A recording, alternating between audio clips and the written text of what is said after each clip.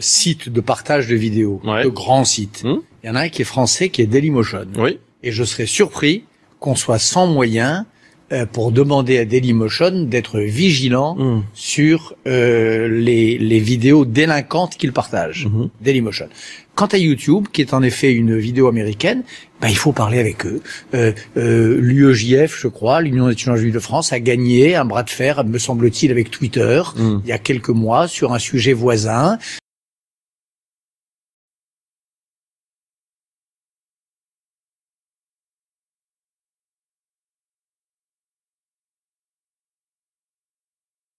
Que les autorités françaises compétentes parlent avec YouTube, qu'elles introduisent un pourvoi, qu'elles leur demandent d'examiner. On verra. C'est peut-être l'étape suivante. Nous devons aller désormais jusqu'au bout.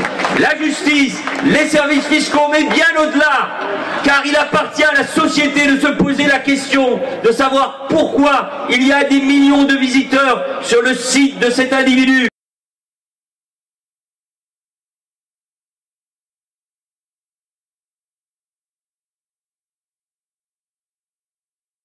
Politiquement, aujourd'hui, je n'accepte plus que sur les réseaux sociaux, on puisse avoir ce type de propos. Et je souhaite qu'il y ait une organisation entre la police et la justice de notre pays pour que, à un moment, on ait les moyens que le parquet s'autosaisisse de ces questions-là pour, y compris, arriver tout à la fois à condamner et avoir évidemment des réparations, mais aussi pouvoir interdire. Donc là aujourd'hui on a été, je suis venu défendre Noël, plus connu sous le nom de Jojo le Corbeau, et c'est sur une assignation qui avait été délivrée par un paparazzi, monsieur El Fassi Jean-Claude. Donc il lui reproche de l'avoir qualifié de rat d'égout dans un article qu'il a publié sur son site.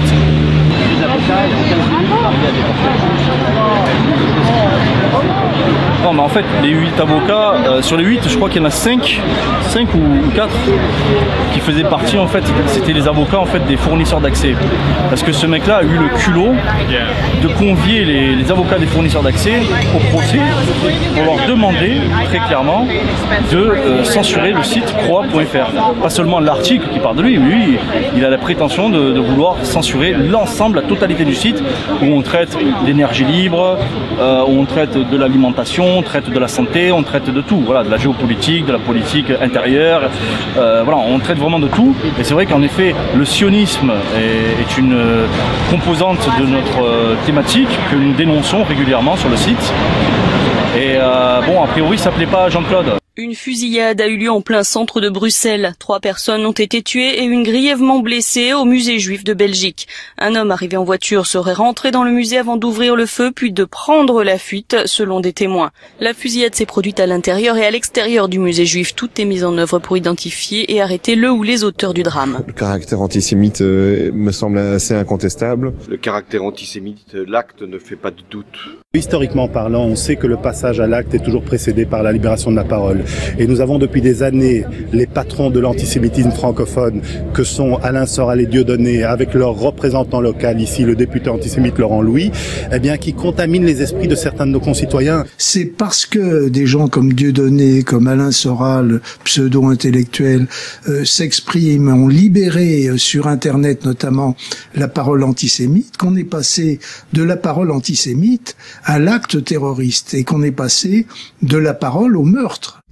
Sur YouTube, des millions de personnes consultent chaque jour des vidéos de Dieudonné, des discours d'Alain Soral qui se produira demain à Lyon et le préfet ne l'a pas interdit. Autre chose, Bernard Cazeneuve, après l'attentat terroriste de Bruxelles, et puisque vous m'interrogez sur cette question, vous dire ce que je vois sur l'espace numérique, sur Twitter, sur Internet, mais pas seulement.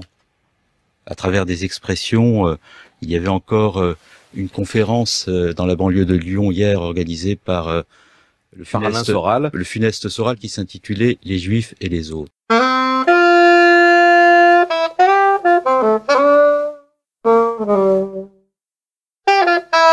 La conférence a été annulée. Vous y êtes pour quelque chose, Bernard Cazeneuve? J'ai tout fait pour que cette conférence n'ait pas lieu.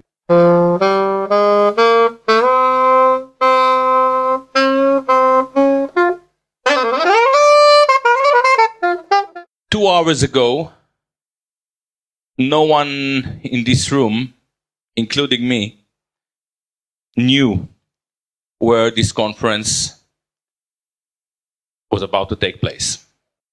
Which is quite astonishing that so many people who live on this land have to struggle so much to listen to two European intellectuals. Nous avons en réalité aucun problème profond pour nous réconcilier si nous mettons hors jeu, par le discours et par le rapport de force calme, hors jeu la petite bande de qui pousse à la guerre civile en France chaque jour un peu plus. Hein, c'est là-dessus que je veux finir. Yeah, I listen to you talking, and I'm not an anthropologist, but what I see here is the most diverse crowd I've ever seen in my life. And I really, whether you understand it or not, you achieved something that is unthinkable in Anglo-American culture.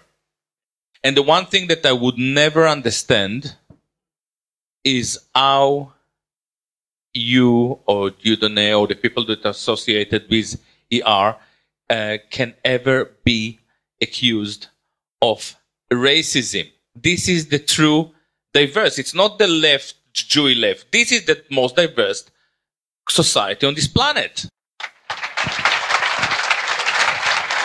I really understand for the first time why you have so many revolutions in France.